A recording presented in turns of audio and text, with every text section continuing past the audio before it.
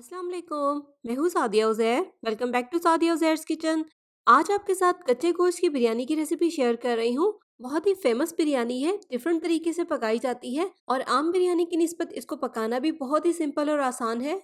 तो बहुत सारी यूज़फुल और इम्पोर्टेंट टिप्स के साथ इस बिरयानी की रेसिपी को शेयर करूँगी, इसलिए बिना स्किप किए आप इस वीडियो को कंप्लीट देखिएगा ताकि कोई भी इम्पोर्टेंट पॉइंट आपसे मिस ना हो और आपकी बिरयानी ख़राब ना हो। बिस्मिल्लाहिर्रहमानिर्रहीम। तो यहाँ पर मैं इस बिरयानी को आधा किलो चावलों से बना रही हूँ, इसलिए मैंने आधा किलो ही बकरे का गोश्त लिया है।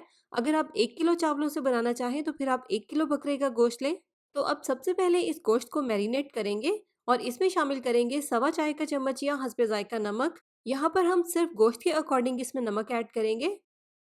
अब इसमें शामिल करेंगे 1/4 टीस्पून जायफल का पाउडर, 1/4 टीस्पून जावित्री पाउडर और 1/4 टीस्पून सब्ज़ इलायची का पाउडर, आधा चाय का चम्मच ज़ीरा पाउडर, आधा चाय का चम्मच गरम मसाला पाउडर, 1 चाय का चम्मच या हस्बे ज़ायका लाल मिर्च का पाउडर, आधा चाय का चम्मच हल्दी पाउडर, 2 खाने के चम्मच नींबू का रस, 1 खाने का चम्मच भर के इसमें सब्ज़ मिर्चें शामिल करेंगे बारीक चॉप की हुई। अपने टेस्ट के अकॉर्डिंग आप ज़्यादा भी ऐड कर सकते हैं। एक बड़े साइज़ का प्याज फ्राई करके ऐड करेंगे, इसकी रेसिपी आप मेरे चैनल पर देख सकते हैं। 3 खाने के चम्मच भर के इसमें जाएंगे अदरक लहसुन का पेस्ट और 2 खाने के चम्मच इसमें शामिल करेंगे कच्चे पपीते का पेस्ट, जो कि इस रेसिपी के लिए बहुत ही इम्पोर्टेंट है। अगर आप कच्चा पपीता इसमें ऐड नहीं करेंगे तो आपका गोश्त कभी भी नहीं पकेगा। 1/4 कप जाएगा इसमें दूध और इस पॉइंट पर 1/4 कप इसमें ऑयल या घी शामिल करेंगे, बारीक कटा हुआ हरा धनिया और पुदीना और 1 कप दही शामिल करेंगे। अब इन तमाम चीज़ों को गोश्त के साथ बहुत अच्छे से मिक्स कर लेंगे। बहुत अच्छे से मिक्सिंग करनी है, स्पेशली कच्चा पपीता सारे गोश्त पर बहुत अच्छे से लग जाए।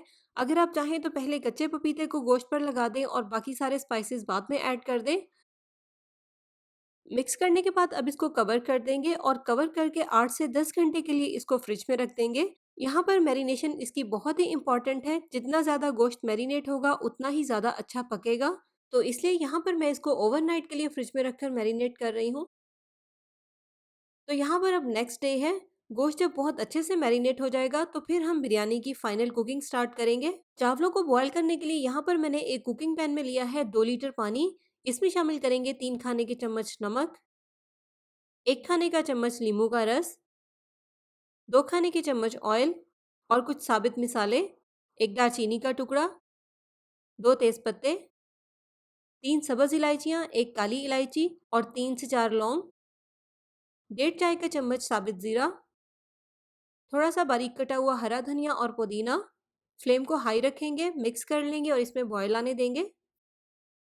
यहाँ पर मैंने 500 ग्राम बासमती चावल लिए थे। बहुत अच्छे से धोने के बाद आधे घंटे के लिए इनको साफ पानी में भिगो दिया था।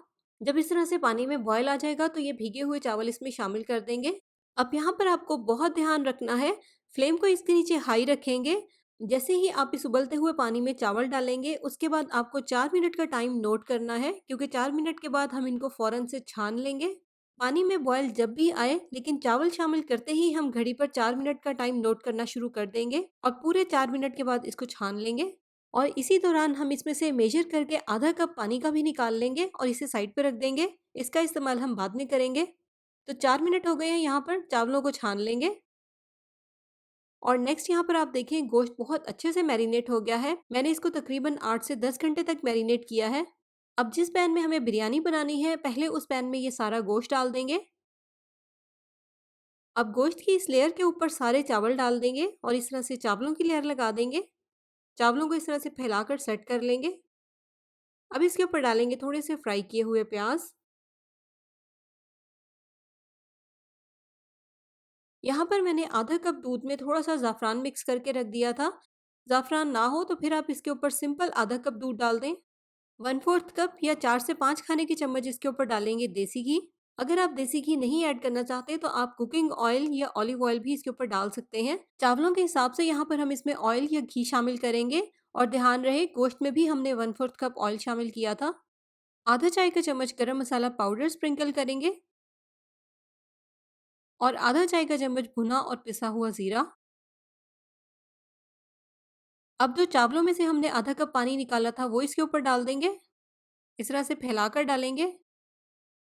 यहाँ पर मैंने थोड़े से पानी में फूड कलर भी मिक्स कर लिया था, ये इसके ऊपर डाल देंगे। तो अब इस पैन को अच्छे से फॉइल पेपर से सील करके बंद कर देंगे, कहीं से भी स्टीम बाहर ना निकले। तो इस तरह से अच्छे से सील कर देने के बाद अब एक भारी पेंदे का तवा इसके नीचे रख देंगे। शुरू के 10 मिनट के लिए फ्लेम को इसके नीचे मीडियम रखेंगे और 10 मिनट के बाद फ्लेम को बिल्कुल हल्का कर देंगे और हल्की आंच पर 45 से 50 मिनट के लिए इसको इसी तरह से पकने देंगे। और इस दौरान हमें इसको बिल्कुल भी खोलना नहीं है या खोलकर चेक नहीं करना। 45 से 50 मिनट के बाद ही इसको खोलेंगे। यहाँ पर मैंने इसको तकरीबन 50 मिनट तक हल्की आंच पर या दम में पकाया है और कितनी अच्छी स्टीम बनी है इसमें। अब इसके ऊपर थोड़ा-सा हरा धनिया और पुदीना स्प्रिंकल कर देंगे।